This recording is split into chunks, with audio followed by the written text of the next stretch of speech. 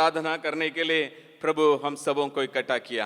மீண்டும் ஒரு முறையாக மகத்துவமுள்ள தேவனை ஆராதிப்பதற்காக ஆண்டவர் நம்மை இந்த இடத்திலே ஒன்று கூட்டியிருக்கிறார். जब कभी भी हम परमेश्वर के बारे में अध्ययन करते हैं, நாம் எப்பொழுதெல்லாம் ஆண்டவரை குறித்து நாம் அறிந்து கொள்ள முயற்சி हमारे செய்கிறோமோ विश्वास की जो इस यात्रा में एक नया बल या नया ताकत को हम प्राप्त करते हैं। நம்முடைய விசுவாச ஓட்டத்திலே ஒரு புதிய பலனை நாம் பெற்றுக்கொள்கிறோம். जो भी बातें हमारे लिए पहाड़ जैसा दिखाई पड़ता है, நமக்கு முன்பாக மலை போல் தென்படுகிற காரியங்கள் उन எல்லாம் सारे बातों को हम आसानी से पार करने का जो हिम्मत हमारे अंदर चले आता है। அந்த எல்லா காரியங்களையும் எளிதாக கடந்து செல்வதற்கு பலன் ஆண்டவருக்கு நமக்கு கொடுக்கிறார். पिछले दिनों में हम कई बार इन बातों को हम अपने जीवन में, सेवकाई में, परिवार में हम अनुभव कर चुके हैं। கடந்த நாட்களிலே இப்படிப்பட்ட காரியங்களை நம்முடைய தனிப்பட்ட வாழ்க்கையிலும் ஊழியத்திலும் நாம் இதை அனுபவித்திருக்கிறோம். आज भी मैं विश्वास करता हूं परमेश्वर हमारे अंदर में एक नया ताकत को जब हम परमेश्वर के बारे में अध्ययन करने जा रहे हैं हमें देगा।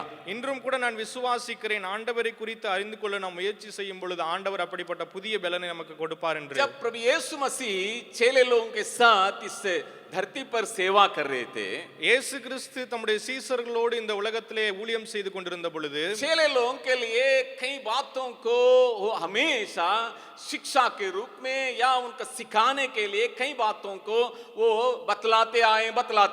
அநேக காரியங்களை சீசர்களுக்கு கற்றுக் கொடுக்கும் விதமாகவும் அவர்கள் கற்றுக்கொள்ளும்படியாகவும் அநேக காரியங்களை குறித்து அவர் சொல்லிக் கொண்டே இருந்தார். जब चेले लोगों के साथ अकेले रहे उस समय सिखाएं, சீசர்களோடு கூட தனியாக இருந்தபோது அவர்களுக்கு கற்றுக் கொடுத்தார். और आम लोग जो अन्य लोगों के लिए कुछ शिक्षा दिए उसके द्वारा उनको सिखाएं, மற்றவர்களுக்கு புறஜாதி ஜனங்களுக்கு சொல்லும் பொழுது அதன் மூலமாகவும் அவர்களுக்கு கற்றுக் கொடுத்தார். और हमेशा जो आने वाला समय में जिस काम को चेले लोगों के द्वारा इनको कराना है उनको मन में रखते हुए चेले लोगों को धीरे धीरे सिखाते आए. எப்பொழுதும் சீசர்களை கொண்டு என்ன காரியங்களை செய்ய வேண்டி இருந்ததோ அந்த காரியங்களை மனதில் கொண்டவராக அநேக காரியங்களை அவர் கற்றுக் கொடுத்து கொண்டே இருந்தார். क्योंकि यीशु के लिए जो आने वाला समय जो बातें हैं, जो काम है वो पूरा होना है. ஏனென்று சொன்னால் வருகிற நாட்களில் நடக்க வேண்டிய காரியங்கள் ஆண்டவராய் இயேசு கிறிஸ்துவுக்கு நடந்து முடிய வேண்டும். जहां पर यीशु मसीह सेवा किए केवल उन लोगों के लिए यीशु धरती पर नहीं आया, हम जानते हैं. எந்த இடத்திலே இயேசு கிறிஸ்து இருந்தாரோ ஊழியம் செய்தார் அந்த இடத்திற்காக மாத்திரம் அவர் வரவில்லை என்று நாம் जितने அறிந்திருக்கிறோம். लोगों से संपर्क किया, जितने लोगों को अपने आशीष को दिया, चंगाई दिया, केवल उन लोगों के लिए यीशु धरती पर नहीं आया, हम जानते हैं. எந்த மனிதர்களை சந்தித்தாரோ யாருக்கு அவர்கள் சுகத்தை கொடுத்தாரோ அவர்களுக்கு மாத்திரம் வரவில்லை என்று நாம் அறிந்திருக்கிறோம். लेकिन विश्व भर में जो लोग है और सारे लोगों के लिए यीशु मसीह धरती पर आना पड़ा. இந்த உலகத்தில் இருக்கிற எல்லா ஜனங்களுக்காகவும் இயேசு கிறிஸ்து பூமிக்கு வந்தார். तो इसलिए वो काम पूरा होने के लिए चेले लोगों के पास हमेशा समय बिताते, वो अपना जीवन को वो बिताते थे. அதனால தான் சீசர்களோடு கூட अनेक நேரங்களில் இந்த காரியங்களை அவர் சொல்லிக் கொண்டு அவர் அப்படியாக தன்னுடைய வாழ்க்கையை செலவழித்தார். यीशु मसीह के जो शिक्षा के द्वारा चेले लोगों के अंदर में हिम्मत आया और उम्मीद चले आया. இயேசு கிறிஸ்துவினுடைய உபதேசத்தின் மூலமாக சீசர்களுக்குள்ளே ஒரு புதிய பலன் வந்தது, ஒரு நம்பிக்கையும் வந்தது. कई बातों को हम यहाँ सुसमाचार की किताब में हम देख सकते हैं. நாம் अनेक காரியங்களை இந்த சுவிசேஷ புத்தகங்களிலே பார்க்க முடியும். तो एक वचन को मैं आपको दिखाऊंगा. நான் இந்த ஒரே ஒரு வசனத்தை நான் உங்களுக்கு காண்பிப்பேன். मत्ती सुसमाचार उसका 28वां अध्याय का आखिरी वचन, 20वां वचन. அந்த மத்தேயு எழுதின சுவிசேஷம் 28வது அதிகாரத்தின் கடைசி வசனம். मत्ती सुसमाचार उसका आखिरी अध्याय का आखिरी वचन. மத்தேயு எழுதின சுவிசேஷத்தின் கடைசி அதிகாரத்தின் கடைசி வசனம். हाँ, हिंदी में पढ़ेंगे. और उन्हें सब बातों जो मैंने तुम्हें आज्ञा दी है मानना सिखाओ, और देखो मैं जगत के अंत तक मैं जगत के अंत तक सदा तुम्हारे संग हूँ. सदा तुम्हारे संग रहूंगा. நான் உங்களுக்கு கட்டளையிட்ட யாவையும் அவர்கள் கைக்கொள்ளும்படி அவர்களுக்கு உபதேசம் பண்ணுங்கள். இதோ உலகத்தின் முடிவு பரியந்தம் சகல நாட்களிலும் நான் உங்களுடனே கூட இருக்கிறேன் என்றார். ஆமென். इस प्रकार की जो वायदा को प्रभु यीशु मसीह कई बार चेले लोगों को देते हुए हम देख सकते हैं. இப்படிப்பட்ட வாக்குத்தத்தத்தை சீசர்களுக்கு இயேசு கிறிஸ்து अनेक முறை கொடுத்ததை நாம் பார்க்க முடியும். वाह, तुम लोगों को जो मैं अनाथ नहीं छोड़ूंगा, உங்களை நான் வந்து திக்கற்றவர்களாய் விடேன் என்று சொல்லுகிறார். तुम्हारे लिए मैं एक सहारा को मैं भेजूंगा. நான் உங்களுக்கு ஒரு தேற்றரவாளனை அனுப்புவேன் என்று சொல்லுகிறார். तो मैं यहाँ लिखा है हमेशा हर वक्त हर दिन मैं तुम्हारे साथ रहूंगा. இந்த இடத்துல சொல்லுகிறார் எல்லா நேரத்திலும் எல்லா சூழ்நிலையிலும் நான் உங்களோடு கூட இருப்பேன். सारे बातें जो चेले लोगों के लिए यीशु मसीह ने बताया இந்த जरूर, எல்லா காரியங்களையும் இயேசு கிறிஸ்து சீசர்களுக்கு சொல்லியது உண்மைதான். लेकिन जब यीशु मसीह का जो मृत्यु हुआ या जो क्रूस पर जो मारा गया, उसके बाद कब्र में रखा गया, எப்பொழுது இயேசு கிறிஸ்து மரித்து சிலுவையில் மரித்து அவரை கல்லறையில் வைத்தார்களோ, यहाँ चेले लोग के अंदर में घबराहट आने लगा. இங்கே சீசர்களுக்குள்ளாக கலக்கம் வந்தது. तो यहाँ हम लूका रचित समाचार उसका 24 में उन बातों को हम देखते हैं. இந்த காரியங்களை லூக்கா எழுதின சுவிசேஷம் 24வது அதிகாரத்திலே நாம் பார்க்க முடியும். जरूर सारे बातें प्रभु यीशु मसीह ने बताए, உண்மைதான், ஆண்டவர் எல்லா காரியங்களையும் சொல்லியிருந்தார். लेकिन ऐसा जो संदर्भ, ऐसा वातावरण बना, चेले लोग डर गए. ஆனால் இப்படிப்பட்ட சூழ்நிலை உருவாகியது, சீசர்கள் பயந்து போனார்கள். जो भी यीशु मसीह बताया सब उड़ गया. இயேசு கிறிஸ்து சொன்ன எல்லா காரியங்களும் மறைந்து போயிற்று. जो भी जो हिम्मत दिलाने के लिए और उनके अंदर में आशा को देने के लिए कई बातों को बताएं, सब कुछ भुला गया. அங்கே அவர்களுக்கு நம்பிக்கையை கொடுக்கும்படியாக, அவர்களை திடப்படுத்தும்படியாக சொன்ன காரியங்கள் எல்லாம் மறந்து போனார்கள். अभी हर एक चेला के अंदर एक डर आने लगा और घबराहट आने लगा, இப்பொழுது எல்லா சீசர்களுக்குள்ளாக ஒரு பயமும் ஒரு கலக்கமும் கடந்து வந்தது. क्योंकि वातावरण बिल्कुल बदल गया. ஏனென்று சொன்னால் சூழ்நிலை முழுவதுமாக மாறி போயிற்று. तो हमारे जीवन में भी कई बार हम इस प्रकार के सिचुएशन में, इस प्रकार का वातावरण में हम आते हैं. நம்மளும் நம்முடைய வாழ்க்கையில் अनेक நேரங்களில் இப்படிப்பட்ட சூழ்நிலைக்குள்ளாக கடந்து செல்கிறோம். हमारे लिए भी परमेश्वर बहुत कुछ वायदाओं को दिया है. நமக்காகவும் ஆண்டவர் अनेक வாக்குத்தத்தங்களை கொடுத்தார். कुछ लोगों के लिए रोज, ஆண்டவர் சிலருக்கு தினமும் கொடுக்கிறார். रोज एक एक वचन, ऐसा कुछ ऐप हो सकता है या कैलेंडर हो सकता है या कुछ ऐसा बातें हो सकता है, और रोज एक एक वचन. அது காலண்டர் மூலமாக இருக்கலாம், அல்லது சில ஏதாவது அப்ளிகேஷன் மூலமாக, ஏதாவது ஒரு முறையில் ஆண்டவர் ஒவ்வொரு நாளும் ஒவ்வொரு வசனத்தை ஒவ்வொரு கொடுக்கிறார். जन्मदिन में, அல்லது பிறந்த நாட்களில் இருக்கலாம், और वेडिंग एनिवर्सरी में, அல்லது திருமண நாட்களில் இருக்கலாம், नया साल में, அல்லது புதிய ஆண்டில் இருக்கலாம். और हमेशा हम परमेश्वर से वायदाओं को प्राप्त करते हैं. நாம் ஒவ்வொரு முறையிலும் புதிய புதிய விதமாக ஆண்டவரிடத்திலே நாம் வாக்குத்தத்தங்களை பெற்றுக்கொள்கிறோம். वायदाओं को जब हम प्राप्त करते हैं, हम कूदने लगते हैं, हम नाचने लगते हैं. நாம் வாக்குத்தத்தத்தை பெறும் பொழுது நாம் சந்தோஷத்தோடு நாம் ஆடி பாடி மகிழ்கிறோம். एकदम स्पष्ट बताया गया है मेरे இது लिए. எனக்காக வெளிப்படையாக சொல்லப்பட்டிருக்கிறது. मैं कल वैसा ही प्रार्थना किया, मिला आज देखिएगा चर्च में वही जो है बताया गया. நான் நேத்து இப்படிதான் ஜெபம் பண்ணேன், இன்னைக்கு பாருங்க இப்படி வசனம் அப்படியே சொல்லிட்டாங்க. इसका मतलब प्रभु दिया है. ஆனா அதனுடைய அர்த்தம் என்ன? ஆண்டவர் தான் சொல்லி இருக்கிறாரு. रंगीन रंगीन कलम से उसको तुरंत अंडरलाइन அங்கே करना, நம்முடைய கலர் பேனா எடுத்து உடனே அங்கே கோடு போடுகிறோம். डेट लिखना, நம்ம டேட் எழுதுறோம். और किसके द्वारा बताया गया, நம்ம யார் மூலமா சொல்லப்பட்டது அதையும் எழுதி வைக்கிறோம். और कैसा प्रभु दोबारा कंफर्म किया, ஆண்டவர் எப்படி மறுபடியுமாக அதை நமக்கு உறுதிப்படுத்தினார் என்று ले எழுதுகிறோம். लेके बहुत नाचने लगते हैं. நாம் அதை எண்ணி மிகவும் சந்தோஷப்படுகிறோம். लेकिन जब हमारे जीवन में वातावरण बदल जाता है, ஆனால் எப்பொழுது நம்முடைய வாழ்க்கையில சூழ்நிலை மாறுகிறதோ, जरूर सारे वचन हमारे लिए दिया गया वचन है.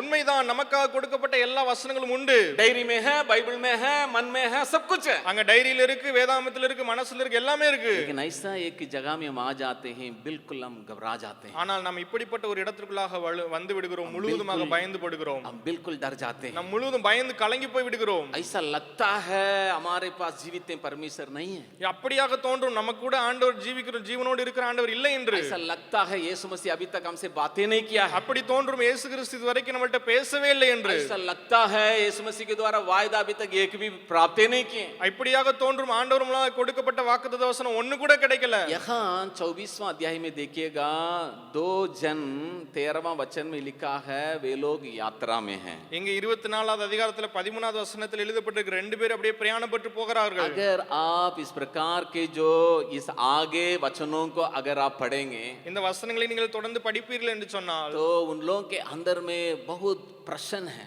அங்கே அவர்களுக்குள்ளாக अनेक கேள்விகள் உண்டு. उन लोगों के अंदर बहुत बड़ा बातें हैं भविष्य के बारे में. அங்கே அவர்களுடைய எதிர்காலத்தை குறித்து अनेक காரியங்கள் அவர்களுக்குள்ளாக காணப்படுகிறது. अगर आप इन लोगों का जो यहाँ इन वचनों में अगर देखेंगे, இந்த வசனங்களிலே நீங்கள் பார்ப்பீர்கள் என்று சொன்னால், यहाँ यीशु इस प्रकार जो कहते हैं उसके अनुसार वे उन लोगों के अंदर में विश्वास नहीं है. இங்கே ஆண்டவர் இப்படியாக சொல்கிறார், அவர்களுக்குள்ளே விசுவாசமான காரியங்கள் காணப்படவில்லை. देखिएगा कैसे किस प्रकार इन लोगों का जो मन में जो बातें हैं, पहले जो विश्वास नहीं कर पा रहे। முதலாவது அவர்களுக்குள்ளாக இப்படிப்பட்ட சூழ்நிலை கடந்து வந்தது, அவர்களால் விசுவாசிக்க முடியவில்லை. कब्र में रखा गया, यीशु वहां नहीं है करके लोग बताते हुए हम लोग सुने हैं, அங்கே கல்லறையிலே வைக்கப்பட்ட இயேசு அங்கே இல்லை என்று மனிதர்கள் சொல்லி இவர்கள் கேள்விப்பட்டார்கள். लेकिन विश्वास करने लायक नहीं, विश्वास कर नहीं पा रहे। ஆனால் விசுவாசம் அவர்களால் விசுவாசிக்க முடியவில்லை. दूसरा, और यीशु साथ में है लेकिन देख नहीं पा रहे। இரண்டாவது, இயேசு அவர்களோடு கூட இருக்கிறார், ஆனால் அவர்களால் பார்க்க முடியவில்லை. They were unable to believe, also they were unable to see Jesus. அவர்கள் ஆண்டவரை விசுவாசிக்கவும் முடியவில்லை, அதோடு கூட அவரை பார்க்கவும் முடியவில்லை. वो विश्वास भी नहीं कर पा रहे हैं और यीशु साथ में है, देख नहीं पा रहे। அவர்களால் நடந்த காரியங்களை விசுவாசிக்கவும் முடியவில்லை, இயேசு கிறிஸ்து அவர்களோடு கூட இருக்கிறார், அவரையும் பார்க்க முடியவில்லை. और इस वचनों में अगर आप देखेंगे, वे लोग, उन लोगों के अंदर में सही समझ या बातों को सही ढंग से वो समझ नहीं पा रहे हैं। அது மாத்திரமல்ல, நீங்கள் பார்க்கும் பொழுது காரியங்களை அவர்களால் சரியாக புரிந்து கொள்ளவும் முடியவில்லை. They didn't have the right understanding. அவர்களுக்குள்ள ஒரு சரியான புரிந்து கொள்ளுதல் இருந்தது. एक सही अंडरस्टैंडिंग उनके अंदर में नहीं है। அவர்களுக்குள்ள இப்பொழுது ஆனால் சரியான புரிந்து கொள்ளுதல் இல்லை. यहाँ एक वचन में मैं यीशु को मैं दिखाने के लिए चाहता हूँ। ஆனால் இங்கே ஒரு வசனத்திலே இயேசு கிறிஸ்துவின் குறித்து சொல்லப்பட்டது 15वां वचन को देखेंगे। அங்கே 15வது வசனத்திலே பார்க்கும் பொழுது, यहाँ देखिएगा लूका सुसमाचार 24वां अध्याय का 15वां वचन। அங்கே லூக்கா 24வது அதிகாரம் 15வது வசனத்திலே பார்க்கும் பொழுது, और जब वे आपस में बातचीत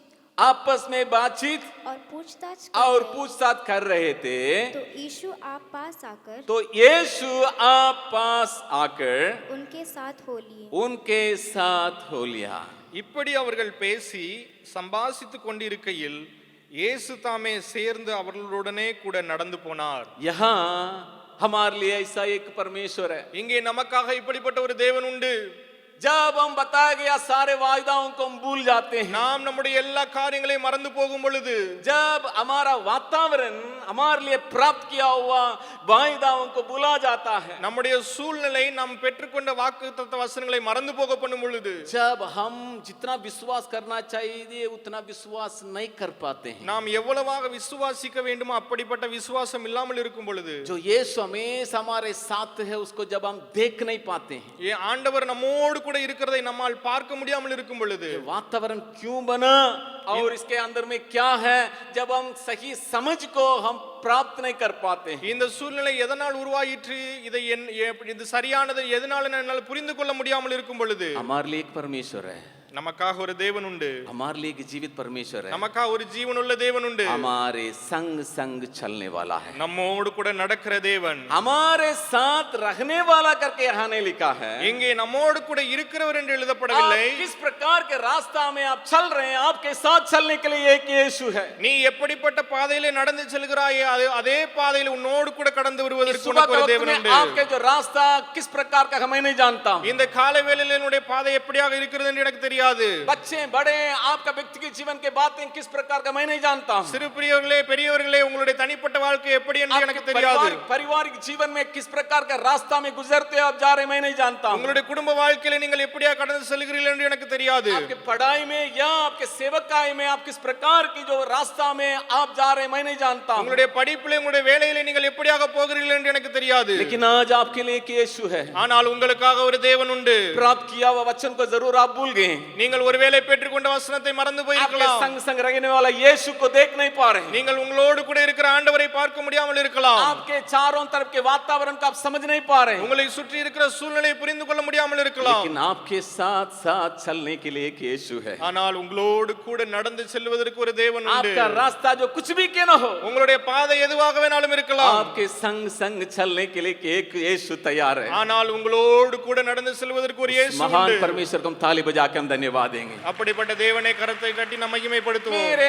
अंदर के कमजोरियों को वो नहीं देखता है, அவர் எனக்குள்ளாக இருக்கிற பலவீனத்தை பார்க்கிறதில்லை. मेरे अंदर का विश्वास की कमजोरियों को नहीं देखता है, என்னுடைய விசுவாச குறைவுகளை அவர் பார்க்கிறதில்லை. मेरे ऊपर इतना दबाव होने के चलते यीशु को मैं देख नहीं पा रहा हूं, उसको नहीं देखता है। எனக்கு மேலாக இப்படிப்பட்ட அழுத்தம் காணப்படுகிறதுனால இயேசுவை பார்க்க முடியவில்லை, அதையும் பார்க்கிறதில்லை. अनुभव को मेरे जीवन में प्राप्त करने के बावजूद भी बातों को समझ नहीं पा रहा हूं, उसको नहीं देखता है। இப்படிப்பட்ட அனுபவங்களை நான் பெற்றுக்கொண்ட பொழுதும் சூழ்நிலை புரிந்து கொள்ள முடியவில்லை, அதையும் பார்ப்பதில்லை.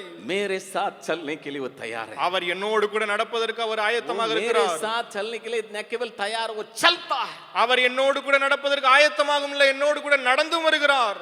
जब यीशु हमारे साथ चलता है, எப்பொழுது ஆண்டவர் நம்மோடு கூட நடந்து வருகிறாரோ, यहाँ देखिएगा, मैं एक एक वचन को लेके मैं दिखाने के लिए मैं नहीं जा रहा हूँ, இங்கே ஒவ்வொரு வசனத்தையும் எடுத்து நான் உங்களுக்கு காண்பிக்க விரும்பவில்லை. क्योंकि मैं कोशिश करता हूँ 15 से 20 मिनट के अंदर ये जो इस जो सेशन को मैं खत्म करूं। ஏனென்று சொன்னால் 15 லிருந்து 20 நிமிஷத்திற்குள்ள இந்த செஷனை நான் முடிப்பதற்கு நான் முயற்சி यहाँ செய்கிறேன். पहले जब यीशु हमारे साथ चलने के चलते, वहां देखिएगा 26वां 27वां वचन में लिखा है, वहां सारे बातों को प्रभु यीशु मसीह समझा रहे हैं। அங்கே இயேசு கிறிஸ்து அவர்களோடு கூட நடக்கிறதுனால 26வது 27வது வசனத்திலே நாம் பார்க்கும் பொழுது அவர் எல்லா காரியங்களையும் குறித்து அங்கே கற்றுக் கொடுக்கிறார். वे लोग समझने लायक प्रभु यीशु मसीह समझाएं। அவர்கள் புரிந்து கொள்ளும் விதமாக அவர்களுக்கு ஆண்டவர் கற்றுக் दूसरा கொடுக்கிறார். 29 और 30वां वचन में देखेंगे, அங்கே 29 30 வசனத்தை பார்க்கும் उन பொழுது लोगों के साथ एक संगति कर रहे हैं। அவர்களோடு கூட அவர் ஒரு ஐக்கியத்தை ஏற்படுத்துகிறார். Jesus had a very good fellowship with disciples. அவர்கள் சீசரோடு கூட இயேசு கிறிஸ்து ஒரு நல்ல ஒரு உறவை அவர் ஏற்படுத்தினார். सारे कमजोरियों के साथ रहने के बावजूद भी यीशु उन लोगों के साथ संगति कर रहे हैं। அவர்கள் அப்படிப்பட்ட குறைவுகளோடு இருந்த போதிலும் அவர்களோடு கூட உறவை அவர் பலப்படுத்தினார். और 32 से लेकर 35 तक अगर आप देखेंगे, அங்கே 32 லிருந்து 35 வரைக்கும் நீங்கள் பார்க்கும் பொழுது उन लोगों का विश्वास को एकदम मजबूत बना रहे हैं। அவர்களுடைய விசுவாசத்தை அவர் திடப்படுத்துகிறார். आज आप और हम हिम्मत के साथ उस महान प्रभु को हम आराधना कर सकते हैं। நாங்கள் இன்றைக்கு நீங்களும் நானும் அந்த ஒரு பலத்தோடு நாம் ஆண்டவரை ஆராதிக்கும் பொழுது उस महान परमेश्वर को हम हिम्मत के साथ मुंह खोल के आराधना कर सकते हैं। நாம் அந்த மகத்துவமுள்ள தேவனை பலத்தோடும் நம்பிக்கையோடும் ஆராதனை செய்ய முடியும். क्यों मालूम है? ஏனென்று சொன்னால் मेरे साथ चलने जो चलता है यीशु मुझे सारी बातों को समझाएगा, समझने लायक। ஏனென்று சொன்னால் என்னோடு கூட நடந்து வருகிறவர் தேவன் எனக்கு எல்லா காரியத்தை நான் புரிந்து கொள்ளும் விதமாக அவர் எனக்கு கற்றுக் கொடுப்பார். मेरे साथ ऐसा संगति करने के लिए चाहता है ताकि मेरा जो विश्वास मजबूत हो जाए। அவர் எனக்குள்ளாக இப்படிப்பட்ட ஒரு உறவை வைக்க விரும்புகிறார், என்னுடைய விசுவாசம் பலப்படும்படியாக. हम घबराने का कोई जरूरत नहीं நாம் है। கலக்கப்படுவதற்கு அவசியம் இல்லை. वातावरण बदल गया, घबराने का कोई जरूरत नहीं है। சூழ்நிலை மாறினாலும் நாம் கலங்கப்படுவதற்கு அவசியம் இல்லை. आज सुबह के वक्त में प्रभु आप एक एक जन से बातें कर रहे हैं। ஆண்டவர் இந்த காலை நேரத்திலே ஒவ்வொருவரிடத்திலும் இடைபடுகிறார். आप सोच रहे हैं क्या ये मेरे लिए? हाँ प्रभु आप ही से ही बातें कर रहे நீங்கள் हैं। ஒருவேளை நினைக்கலாம் இது எனக்காகவா? ஆமாம், உங்களுக்காக தான் ஆண்டவர் சொல்கிறார். Never give up. ஒருபோதும் விட்டு விடாதீர்கள். आप कभी भी आप अपने निराश को, अपनी बातों को, आप अपने हिम्मत को आप छोड़िए मत। நீங்கள் ஒருபோதும் உங்களுடைய நம்பிக்கையும் பலனையும் விட்டு விடாதீர்கள். यीशु आपके साथ चलने वाला, न बैठने वाला नहीं, चलने वाला। ஆண்டவர் உங்களோடு கூட இருக்கிறவர் மாத்திரமல்ல, உங்களோடு கூட நடந்து செல்கிறவர். आपका रास्ता कुछ भी क्यों न हो, आपके साथ चलने के लिए यीशु है। உங்களுடைய பாதை எப்படிப்பட்டதா இருந்தாலும் உங்களோடு கூட நடந்து செல்ல இயேசு கிறிஸ்து உண்டு. आज हम अपनी सारी बातों को भूलते हुए उस महान प्रभु को हम आराधना करने जा रहे हैं। இன்றைக்கு நம்முடைய சூழ்நிலைகள் எல்லாவற்றையும் மறந்தவர்களாய் நாம் அப்படிப்பட்ட தேவனை ஆராதிக்கிறோம்.